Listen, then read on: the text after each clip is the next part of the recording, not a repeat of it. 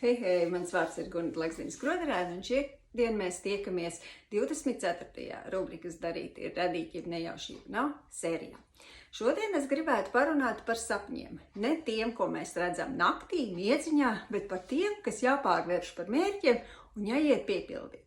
Es esmu cilvēks, kuram tikpat kā nekad neveicis loterijās, bet šī glezna ir apliecinājums, ka šad tad veicas gadi. Bet lielākoties viss, kas man ir, es esmu panākusi saviem spēkiem, jo zinu, ka neviens cits to manā vietā nedarīs. Un tāpēc es šodien jums vēlos piedāvāt savu draugu Āra Birzes atziņu, par kuru aizdomāties.